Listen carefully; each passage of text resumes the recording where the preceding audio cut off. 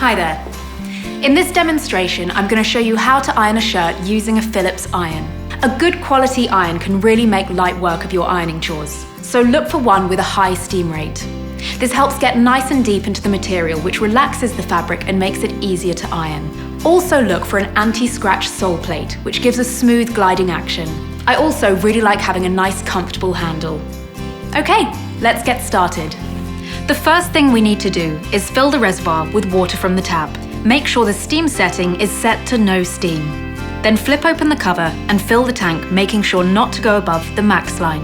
Unless specified in the instructions, your iron is designed to use tap water. Avoid using any additives like perfumed water, as they may corrode the insides and cause rust. Now, it's always a good idea to check if the garment is suitable for ironing and what temperature setting to use. There we go, it's cotton, so let's select the cotton setting on the dial. If you see that it's a different material, just match the setting on the iron to the right setting on the label.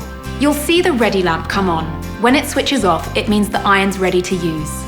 There are a number of steam settings to choose from, but for a cotton shirt, you can use the regular steam setting. So let's start with the cuffs. A gentle pressure should be all you need, but if you come across a really stubborn wrinkle, then press a little harder to help deal with it. Right, that's the cuffs done, let's move on to the sleeves. Work all the way to the seams and use the tip of the iron for those harder to reach areas. Repeat on the other arm and you're done. Let's move on to the collar now. Lay it flat on the ironing board like this and iron smoothly just as you did with the cuffs. Turn the collar over and repeat using a nice smooth action. Now this top part is known as the yoke and is often forgotten about. But all it needs is a few easy strokes and a little extra detail with the tip of the iron. Use the end of the ironing board, as this can help make it easier. Now let's move on to the back. Reposition the shirt on the board so that the collar sits right in the middle.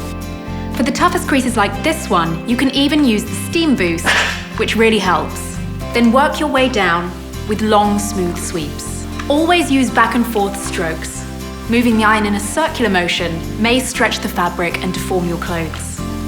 Always activate whatever steam setting you use when ironing forwards and release when ironing backwards. Now we'll move on to the front. Take the shirt and lay it over the ironing board like this. Start at the seam and work your way across.